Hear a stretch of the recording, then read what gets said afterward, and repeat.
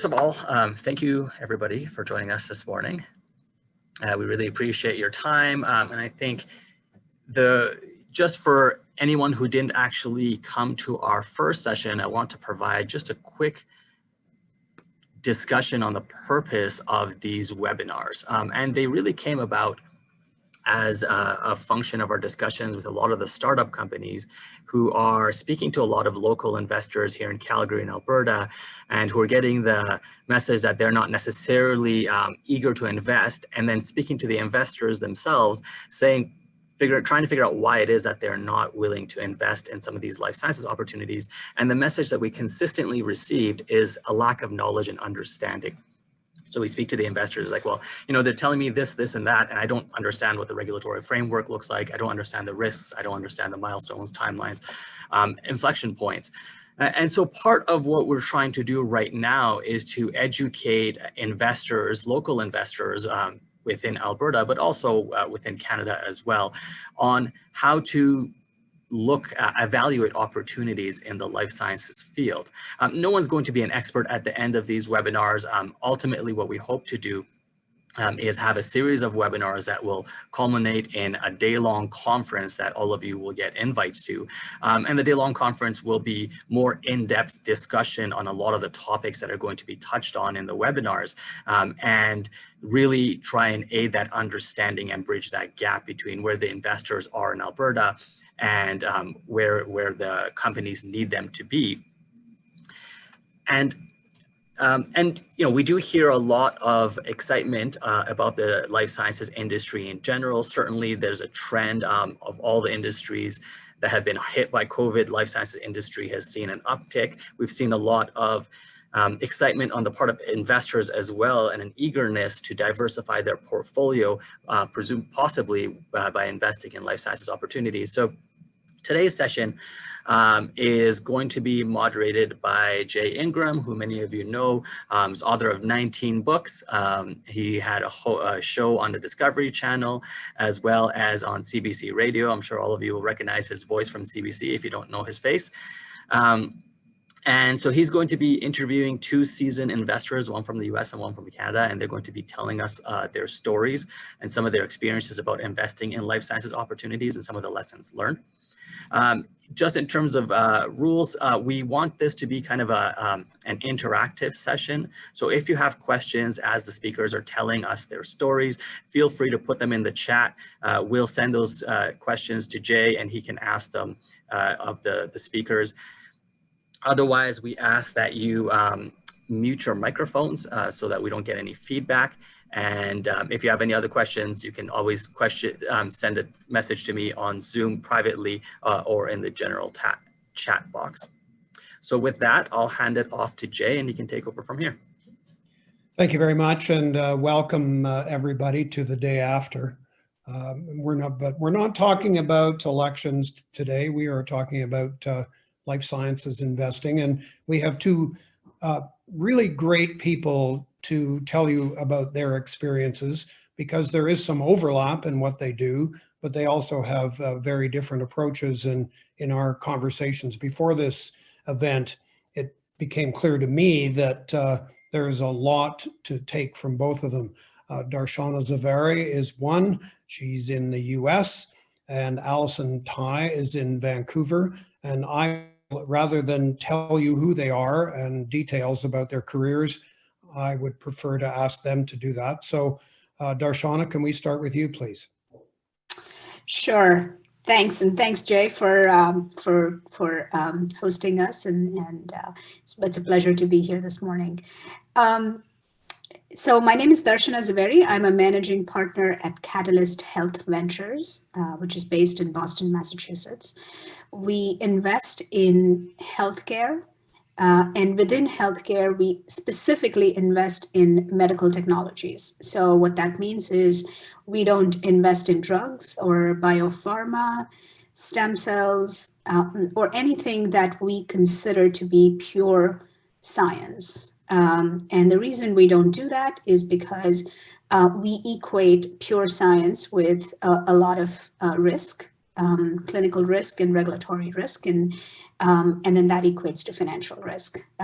So we instead focus on medical devices, and specifically, even within medical devices, we tend to like therapeutic medical devices. So medical devices that will fundamentally transform patient outcomes for a particular disease state.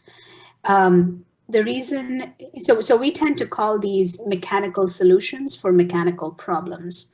A really easy kind of example for this is if you have a hole in the heart, there is no drug or anything that can fix it other than a mechanical solution. The hole needs to be plugged. And yet it's a big unmet need, because it can result in death or significant morbidity.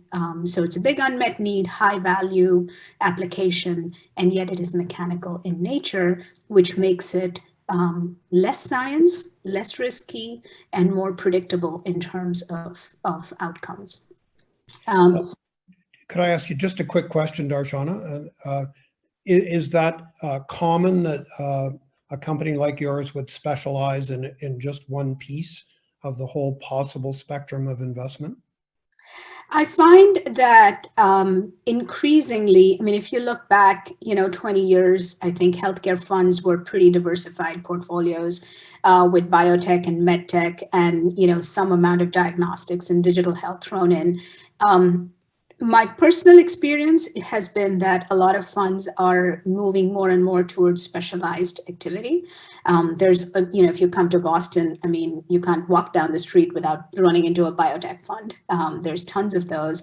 There's a lot of investors, specializing in digital health, which is sort of the new focus area for within healthcare, or convergence type devices that utilize software or AI. And then there are medtech investors, and I'll say there are few and far of us, not just in the US, but I think across the board.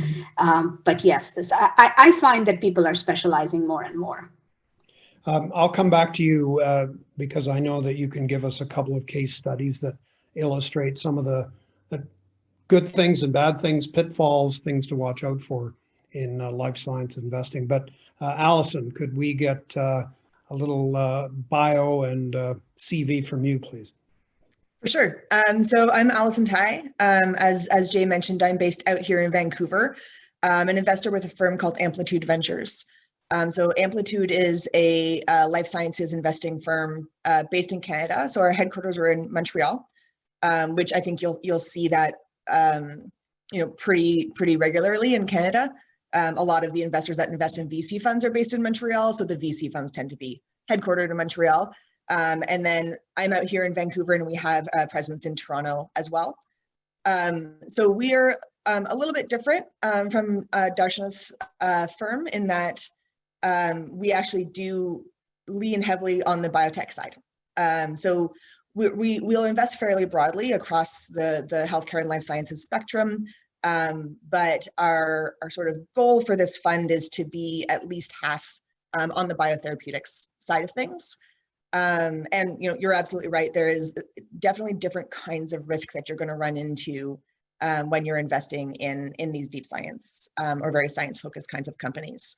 But then you also have a higher reward, and your exits come at different points.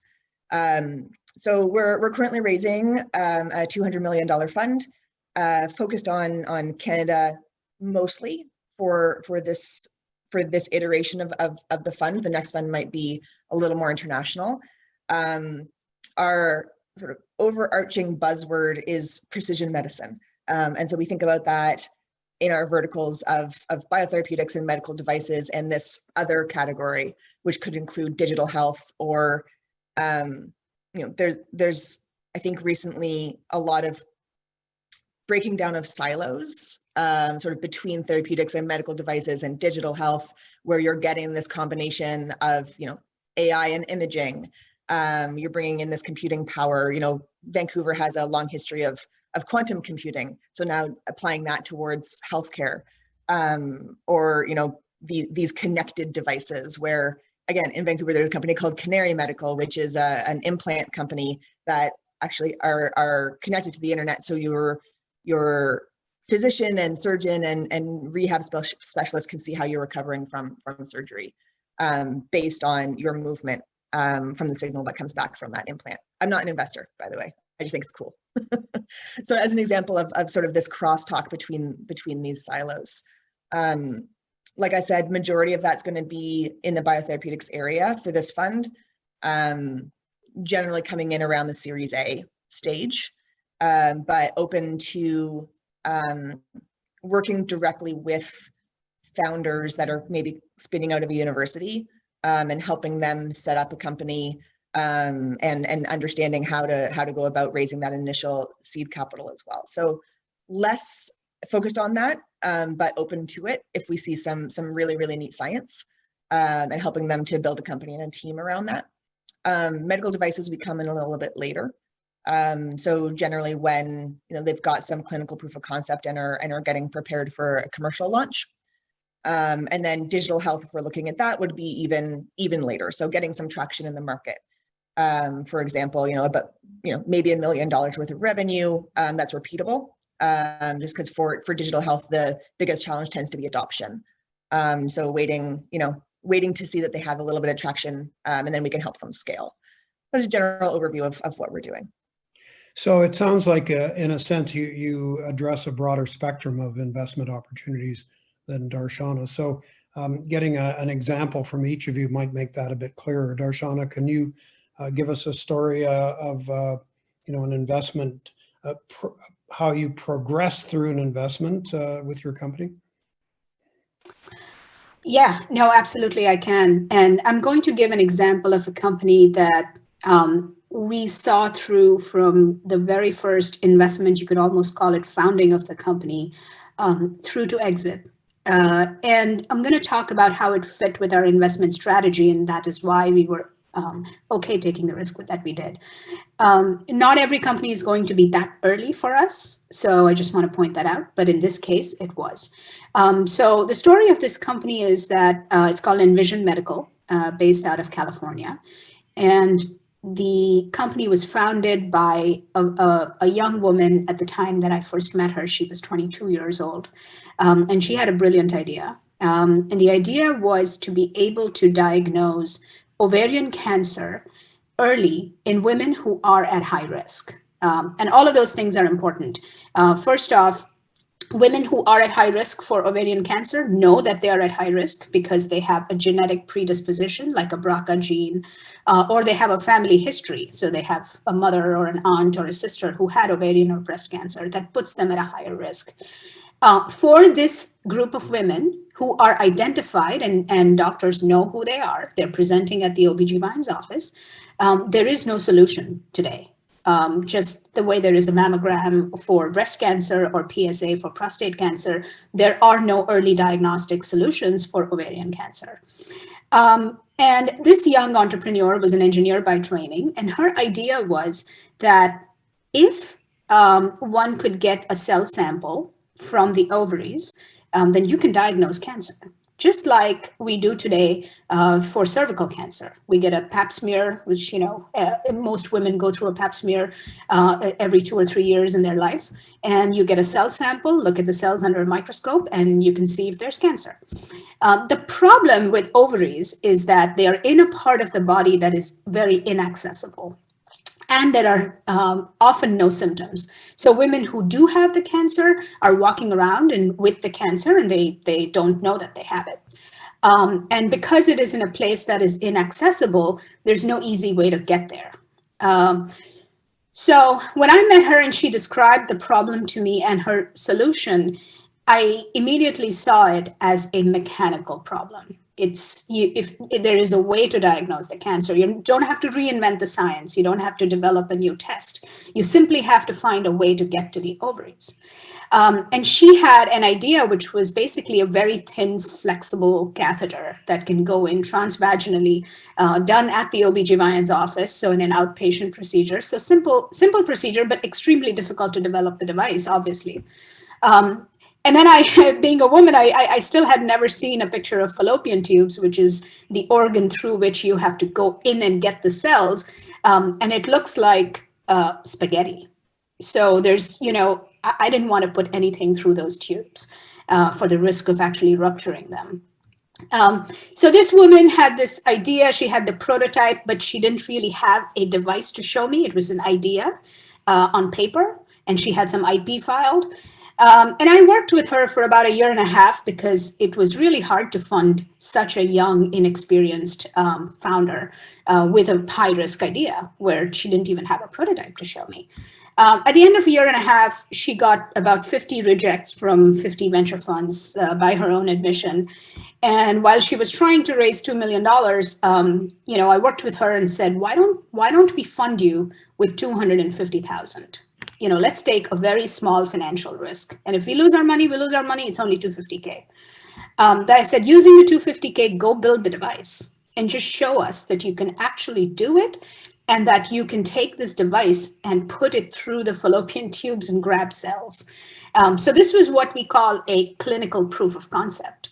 And she actually managed to do it, which tells me a lot about her as an entrepreneur and an engineer, and her ability to just get to value inflection milestones, if you will. So once we saw that she could actually build the device and collect cells from patients, we then led a Series A round, which was $4 million. We were the lead investor. And this allowed her to now take that device and make finalized prototypes and test it in women who are actually suspected of having the disease. So these are women who have symptoms and who have presented at the OBGYN's office. And really the only option for these women is to have their ovaries removed, because you don't want to take the risk that there's could potentially be cancer there. So we went in and tested these women who were already scheduled to have their ovaries removed, so that the risk of the clinical trial was pretty low. If something happens, they're getting their ovaries removed anyway. So we tested these women, in every one of those women, we were able to get cells and diagnose cancer. So that was 10 patients. We then had a new investor come in and lead the Series B round to do what was then a regulatory trial. So 50 patients, 40 with cancer and 10 with cancer and 40 without cancer. And we did that trial. That was a $17 million, no, that was a $12 million round. And we completed that 50-patient trial with 100% accuracy. So we got every patient who had the cancer, and we diagnosed them. So now the company had raised a total of $17 million in its life, which was about 4.5 years. And when we showed our data at conferences, there was sort of a plethora of a lot of strategics interested in buying the company. We courted a few, got 3 letters of intent, and ended up selling the company to Boston Scientific for a total deal value of $275 million.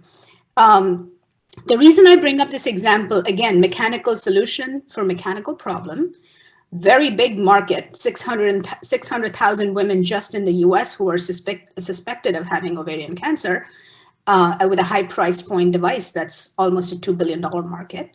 A lot of acquirers who are interested in this space, a team that showed us that they can do it and be very capital efficient while doing it. And so, it turned out to be a great success story, but again, we didn't take pure science risk at the beginning. And then we gradually financed the company to minimize the financial risk as well. And finally, the last point I'll make about this is, as investors think about investing in VCs, there are some of our entrepreneurs that are tried and tested and successful people, but everybody knows who they are. And if you wanted to, you could find them. But the reason people pay us to invest is because we are able to find these types of underserved entrepreneurs that are not necessarily well-known or don't have a way of raising money from traditional sources, and we're able to find and understand the risk and get them to where they need to go. So that's my success stories. There are failures too, but that was a success. But Darshana, so the amount of money you originally invested wasn't all that substantial, at least from your point of view. And it ticked off a number of boxes. It's an engineering or a medical device kind of approach that's needed and so on. But you know, you didn't, I presume at the beginning, you didn't know very much about this person. So at those first meetings, is there an element of, you know, you have a gut feeling that this is somebody that can actually do what they are claiming and hoping they can do? Yeah, so great point, Jay. And I spent almost a year and a half with her before putting a penny into the company.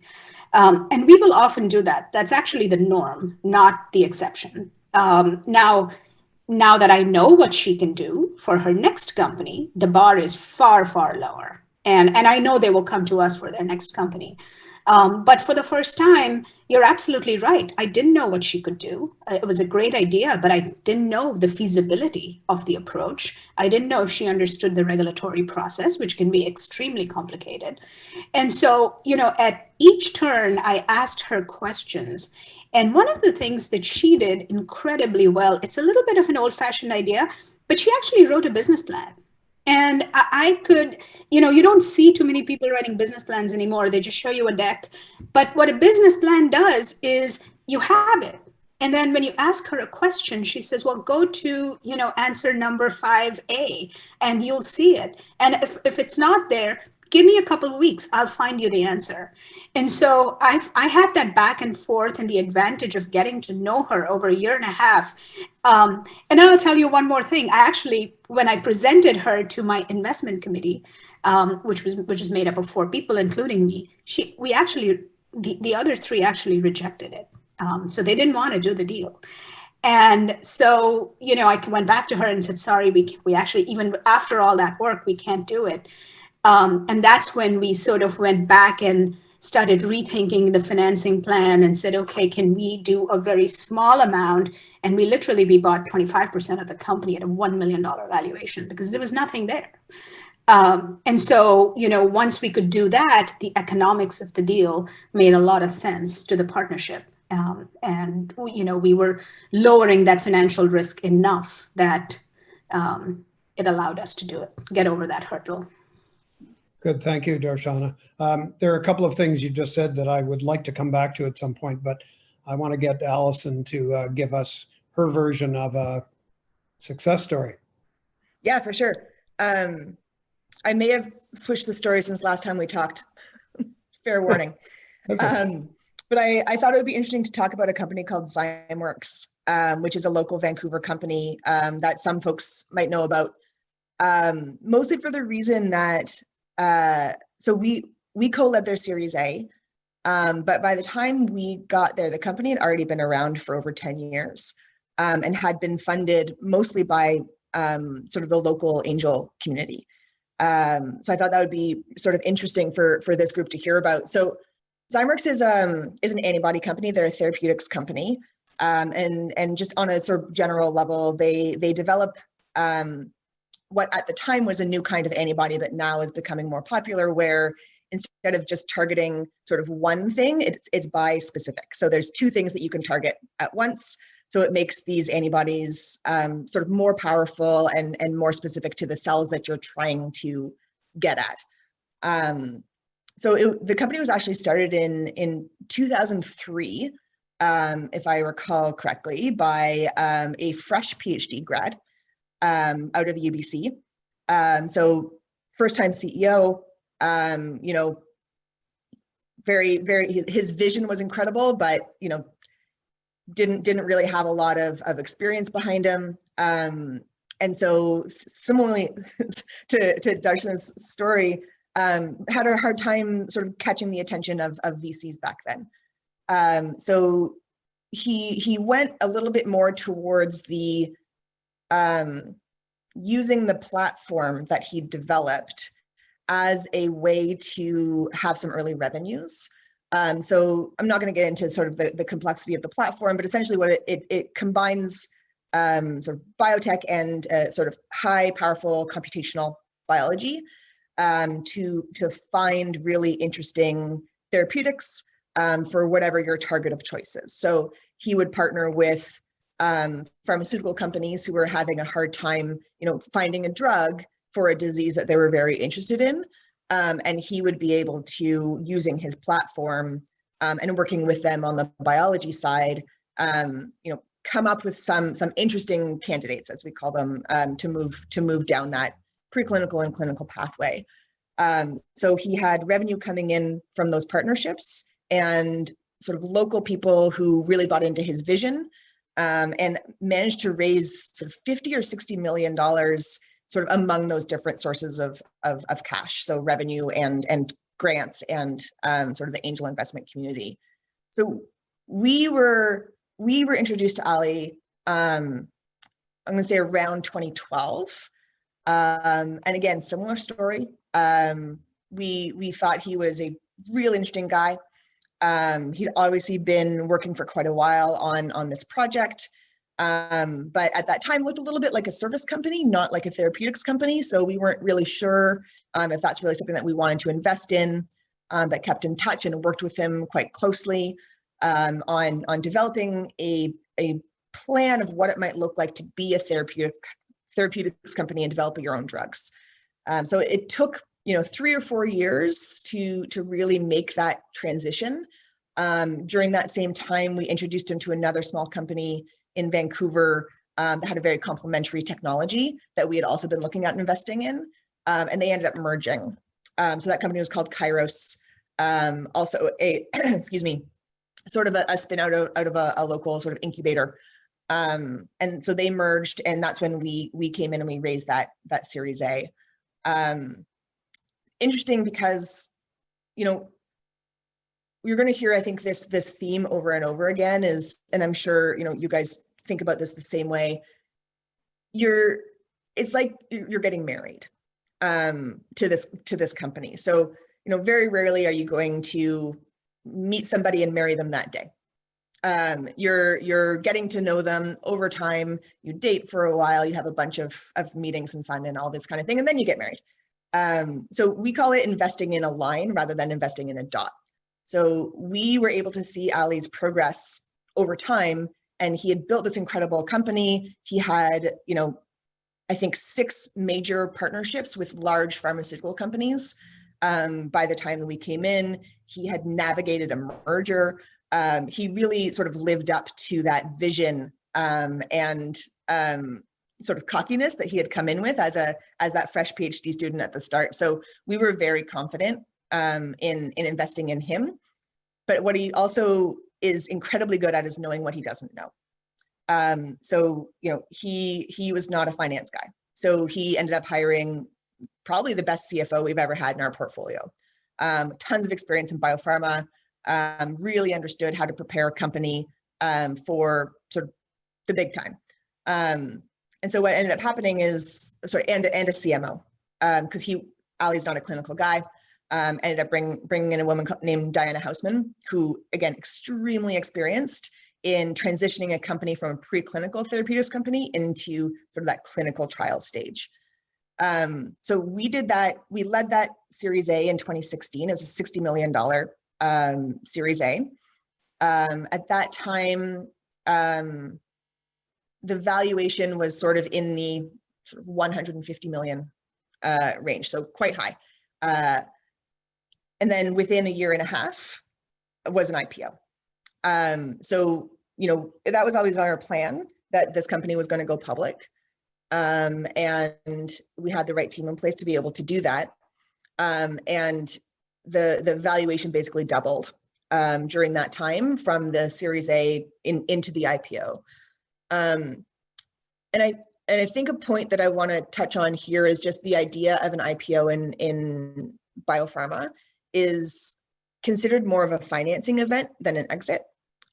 So some of the very early investors are going to get out and sort of take their winnings, as it were, at the IPO stage. But for us, it's more of a financing event. We participate in the IPO and then wait to see, as the milestones come in, the valuation should continue to go up. And so we sort of structure our exit based on what the milestones coming up are. So for Zymeworks, for example, they had 6 drugs in their pipeline. One had just started in the clinic. They just launched their first clinical trial. So we knew that there was going to be results coming from that clinical trial, that if those were positive, value is going to go up. But even if that one was negative, even if that failed, we've got 5 more in the pipeline that are ready to come into the clinic. And as they go, the valuation is going to continue to go up. So even today, if you look at the Zymeworks stock, market cap's about $2 billion, depending on the day. So really the value has continued to increase. The company's doing great. And it's one of those rare occasions where you have the same CEO from the very, very start, who is now transitioned from preclinical to clinical, and they're going to be commercial, and it's going to be Ally the whole way through. So we're still really excited about that, and it's one of Vancouver's I think big success stories in the biotherapeutics area. So that raises a question that actually has come from the audience as to, and I'll address this to both of you, how much hand-holding and coaching do you provide? And I think there's evidence of both in these two examples, but in general, to the companies you invest in. I mean, it depends on the company, and it depends on the stage they're at, and excuse me, how big of a stake I think we have in the company. So if we're on the board, if we've led the round, we tend to be very hands-on. We want to bring our networks in to bear as much as possible. We, in the new fund, are really interested in supporting the founders and the executive team as whole human beings. So providing support in terms of peer-to-peer networks, mental health supports, those kinds of things, so that everyone is functioning at their highest level. In those very, very early stages, especially when we're talking about spin-outs out of universities, there's a lot of hand-holding. It's a very different world inside of academia and outside of it. So even if you have been a super successful academic, like incredible scientist, starting a company is a completely different pace. It's a completely different set of skills that you need. And so we want to coach them through that as much as possible. If it's not us, and it's executive coach that we'll bring on, and also help them through our network, surround themselves with advisors and team members that can help them bring the company to that next level. Darshana, same thing? Yeah, so I'll agree with Allyson completely. And I'll just add that, from a personal viewpoint, I mean, I can't have 3 Envision medicals where I'm holding hands of, 3 or 4 founders. It would basically take all my time, and I wouldn't be able to manage the other parts of the portfolio or the firm. So, I like to have a diversified portfolio. We have some CEOs who are so tried and tested, and don't, I show up at a quarterly board meeting and that's it. And that is reflected in the valuation we pay them when we make the investment. It's lower risk, lower time at our end, and the returns are much more predictable, but then you pay a higher price. But I love those companies where it's a hidden gem, and it does need a lot of work, and it does need a lot of handholding and coaching. At the peak, I was talking to the entrepreneur, Surbi, twice a week. And I now have one in my portfolio. It's a company out of MIT that is very similar. It's a woman founder, first-time founder, postdoc. And frankly, I mean, at the end of the day, we are venture investors, so we got to think about our returns, and that is reflected in the valuation. So valuation is low. You buy a big chunk of the company, you spend a lot of time on it, and that's kind of how we manage the risk across the board. Yeah. So, and we did have a question about, given that the 2 stories you told were really first-time instances, as to how you de-risk that. But I think much of what you've just said in terms of the time you spend, you look at it financially, you look at it scientifically, is part of that answer. But how important in this field is it for you to have a background in science? Allyson, you want to take that, or? I mean, sure. I think it's going to be a little bit different for both of us. I think if you're investing in a company like a Zymeworks, it goes a long way to be able to know the right questions to ask. You're never going to be the expert at everything, especially if it's a scientific founder. They are the expert. You're never going to know enough to sort of know more than them. That's how it is.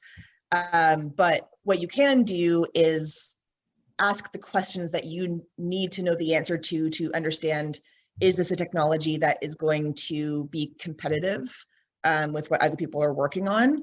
What are the sort of experiments that need to be done, in what way and in what sequence, to prove out that thesis?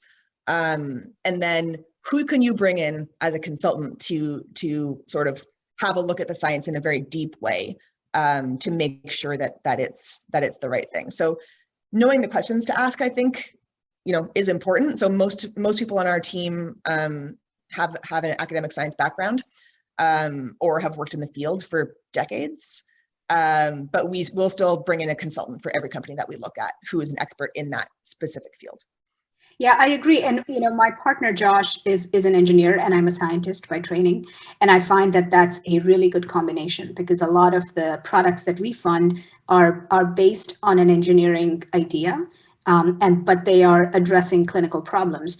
And so it's good to have that combination. And as Allison said, it's which questions are the right ones to ask. We do have a big network of particularly clinicians that we bring to the table to further understand the unmet need or the application that the companies are going after. But the other side of the story I will mention is that, on the other hand, the idea has to be simple enough for us to be able to explain it to anybody in 2 minutes. And to the average, most of our investors are not scientists. They come from completely different fields like real estate. And if we can't explain to them in 2 minutes what our companies do, we've lost them. So I think the ideas have to be really simple enough for anyone to grasp and understand the value. But the complexity of how you get that idea to a product it helps to have the expertise. I'd like to pick up on that idea. You just said that if you can't explain what you're doing in a minute or two, that's maybe a warning flag. The two stories that you've both told us were successes. Obviously, there are failures too. Not asking you to give an example of a failure, but could you identify points in the process in a general way that are kind of pivot points, where the ones where you think, well, maybe we shouldn't do this, as opposed to, yes, let's go ahead? Yeah, I can give a couple of examples, and I won't obviously not mention names, but we did invest in, which was a little bit off track from our strategy. In our last fund, we did invest in a health IT company. It was a software company. And frankly, we have no expertise in that space, so we shouldn't have been investing in it. But also, neither the CEO or the team or the board or the other investors no one could really explain to us in a simple sentence what the company actually did. And I remember, in the investment committee meeting, we actually invested in that company because we knew the team and they were an experienced team that had generated returns before. But I do remember in the investment committee meeting, my partner saying, well, wait a minute, what do they actually do? And, the number of times we got that question should have been a warning sign that actually the value proposition is not crystal clear, and that it comes across not just to the investors, but also to customers and end users and everybody involved in the value chain. So that was one, and there was another one where the company started out great in the medical field, but got really enamored by a consumer application. And everybody on the team and their advisors and the other investors were telling them to go after this big pot of gold. And the lesson that I learned from that is, stick to strategy, stick to what you know, and stick to the best product market fit, and don't go chasing after things that we don't fully understand. Allison? I'm laughing because it sounds like we invested in the same company. That first story, I'm like, yeah, sounds very, very, very familiar. But I think there's a number of examples that I could point to, whether we invested or not, where you have a brilliant founder who has clearly a ton of success in whatever it is they've done before. Whether that's another company where they've generated some returns, or whether they're they've been funded academically with tens of millions of dollars by the big funding agencies, and they're the luminary in their field. And so that's a great signal. that others think that what they're doing is the best thing that they can possibly be doing. But what I found sort of a lot with those kinds of founders is they're not able to express in a simple way what the product or what the technology does, and then why they're better than anything else that's sort of either in development or already in the field. And I think that partially just comes from the siloedness. I'm trying to turn that into like an adjective of academia, where you only really talk to people who are doing the exact same thing as you, or sort of closely associated with that. But you're rarely looking outside into the rest of the world to see what other people are doing. So there's this mismatch between this incredible technology and how it's actually going to be applied, which I think you see across startups in any field, right? Where you have these incredibly smart engineers or software engineers who have developed this very beautiful, elegant product or technology, and now they have to go out and look for an application for it, where it's much more powerful to identify a big problem and develop a solution for it in that way. We see often companies that they have this great technology, but in order for anybody to buy it, it's going to be millions of dollars, and their customers are small healthcare organizations that just don't have that kind of budget. So there's a mismatch there. So I think that's where a lot of people fall flat. Question from the audience: what are the typical timelines for return on investment, or investment timelines? When do you expect to see a return on investment?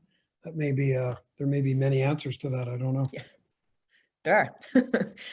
The answer to a lot of those is it depends.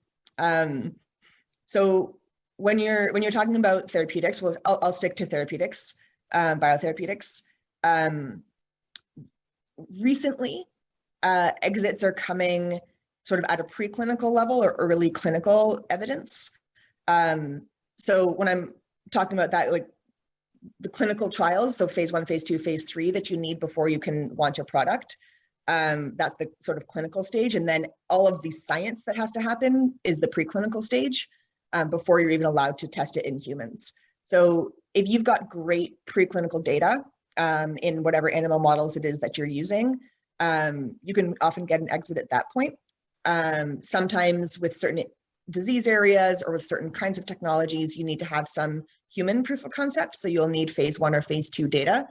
But for us, if we're investing at a Series A, that could be anywhere from, from our investment to an exit, maybe average 4 or 5 years, which is pretty good. If they need more of that clinical data, it's obviously going to take a little bit longer than that. But our therapeutic companies tend to exit quicker than some of our other companies. Yeah, so it's consistent for us. We actually looked at this in our last portfolio. Our average time to exit was 5 years, although there were some that exited within 3, and then some took more than that, 8 or 9. But the average was 5. And the reason is, I want to delineate because medtech is a very, very vast area, and there are a lot of sectors within medtech where the company needs to show market traction, show revenue generation and make sure that they're getting actually paid by the very, very complex US reimbursement system. And once they've met all of those milestones, then they get acquired or increasingly are going public.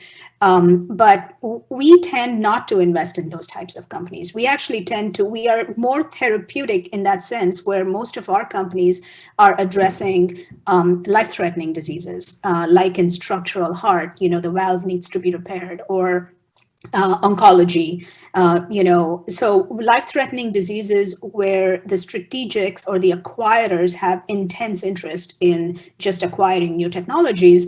And so the majority, not all, but the majority of our companies will be acquired once we show that first in man clinical data. So in that sense, our companies tend to be more like the therapeutic companies than anything else. If you think about, structural heart or cardiology or oncology or pain, those tend to be the sectors within medtech where the clinical need is so high. On the other end, there are like orthopedics or, what I tend to think of as carpentry. And that's very, very important, but you do need to show a lot of market traction before somebody will buy you out. So that's why the average for us is around 5 years. I may have a company for you. I'll talk to you later. This was the moment we were hoping for. So actually, that does raise a question. I was going to use an analogy of a rattlesnake versus a coyote, but that might be a bit predatory. I'm just curious as to whether you actively sort of scan the environment looking for people who are doing things that you think might lead to investment, or do you sit back and wait for them to come to you?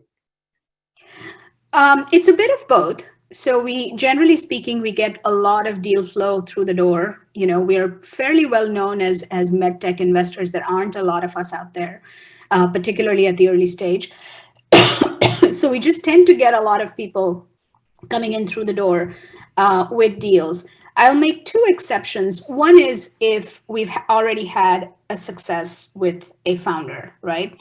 Then we tend to be the ones calling them and saying, okay, we're ready to invest in your next company. So that tends to be a bit more of us reaching out to the founding founders. And then the second area is when, let's say we get, last year we saw a lot of companies doing mitral valve repair. For those who don't know about it, a mitral valve is a valve in the heart that as people age, it starts to not function properly. So it's a big market, a big opportunity. And we saw so many that we decided to do a landscape assessment and say, okay, which one do we think is going to win in this space? Because there's just so much noise. And in doing so, we reached out to a lot of companies that had not actually reached out to us, just because we had started to look at that space in depth. So on occasion, we will do that. And in that case, we will go after companies that we may not have otherwise seen. I have nothing to add to that. Same for us. We get a lot of deal flow that's incoming, whether that's through our office hours or through our trusted network. And then same thing. Interesting area, we'll go out and look at the landscape to see who's doing it best in our opinion. Okay, a question from the audience again. Do Darshana and Allison have an ideal capital structure in terms of control and board seats, i.e. voting versus common shares and so on?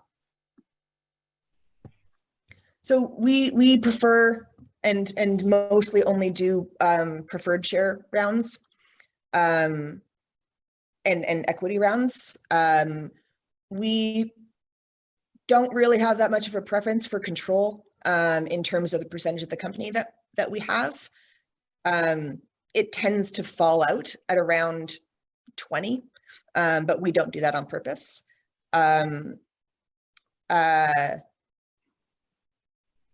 Yeah, I mean, every company is going to be different and every company has different needs. So it really is a case-by-case basis.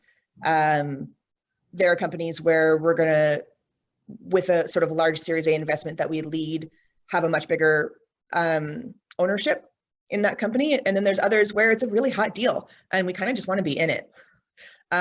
So, we'll take a smaller amount just because we think that the exit for that company is going to be incredible. So it's going to work out for us in the end.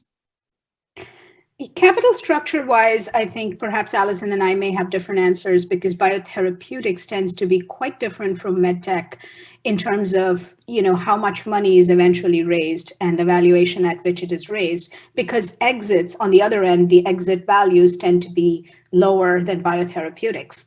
So, I know, Allison, you just said 60 million Series A. That would be a huge anomaly in the medtech space, right? But then the exit on the other side is 2 billion. So you do make that return. For us, we're looking at much, much smaller financing rounds. So our companies will raise, in general, a total of less than 50 million. So through multiple rounds of financing, they will raise less than 50, maybe 60 million, and then get acquired somewhere in that, $300 to $600 million range. So we still make the ROI, but we're keeping the companies very, very capital efficient and keeping the amount raised far lower than other spaces. And then within that, we are typically the first institutional investor, so we're taking more risk than other people. So we tend to want to own between 10 and 20% of the business. And we always like to lead and take a board seat. We do make exceptions, but for the reasons that I outlined earlier, which was, we often find ourselves needing to hold hands or needing to make changes in the organizational structure or the operating plan. And we find we can do that much better if we are in a pole position. So we do like to be a lead or at the very least, a co-lead investor.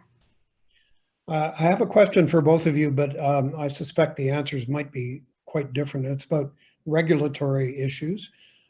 In Canada recently, there's been a plea for the government to put more money to back tech startups. There's also been some concern about price setting of drugs, pharmaceutical drugs. So how sensitive and aware do companies like yours have to be of where regulation is heading? So I can speak to the US regulatory framework and specifically within that for medtech. So traditionally, if you kind of look back, 20 years ago, the FDA was incredibly difficult to work with on the medtech side.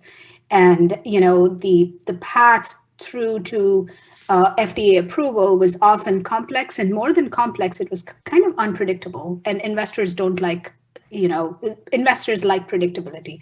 So we found that a lot of medtech companies were not getting financed. But over this time period, and particularly now, the FDA has totally changed with regards to our sector. They've become a lot easier to work with. The path is much better defined. They engage earlier with companies so that there is more predictability. And then just in the last year, there's been a major breakthrough where FDA now has a designation called Breakthrough Medical Device.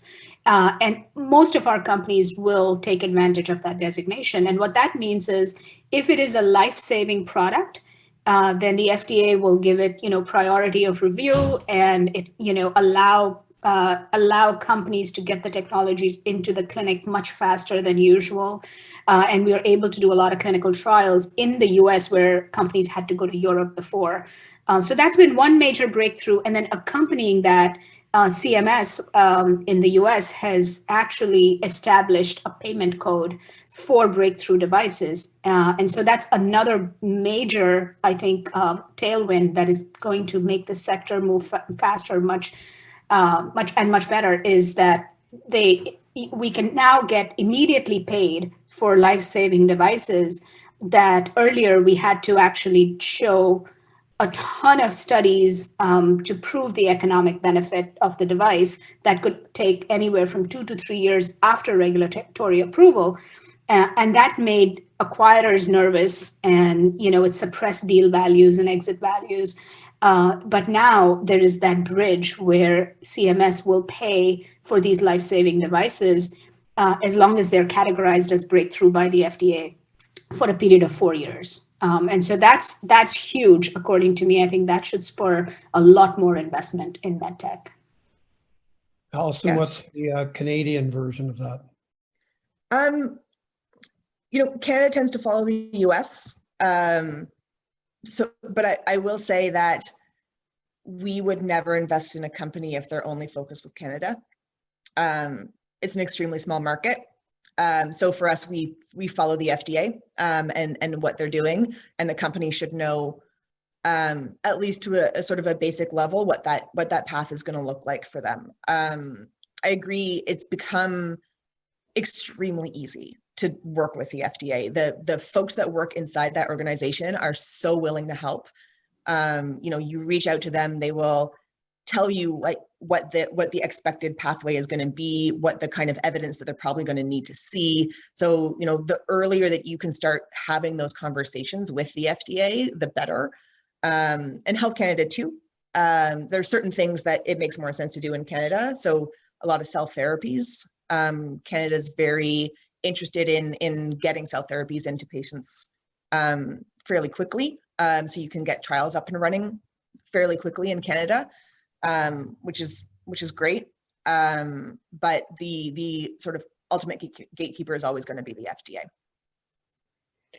Well, we're getting to the top of the clock, and I know Nima has a couple of comments at the end, so I'd like to thank both of you, Allyson and Darshana. It's really been enlightening and fantastic. Thanks for giving us your time. Well, thanks for having us. Thank you. Yeah, I primarily just wanted to give a big thanks to our speakers and moderator, Jay, Allyson, and Darshana. Virtual round of applause for them. I also wanted to thank the planning committee that made all of this possible. Their efforts were certainly indispensable. So myself and Alyssa, who are from Innovate Calgary and the University of Calgary, the Life Sciences Innovation Hub.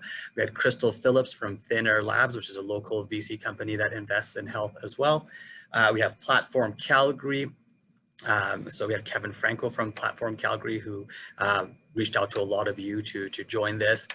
Fluid Biotech, we had Ratim Nathu, who was indispensable in lining up a lot of the guests. So I think a lot of you personally know him as well.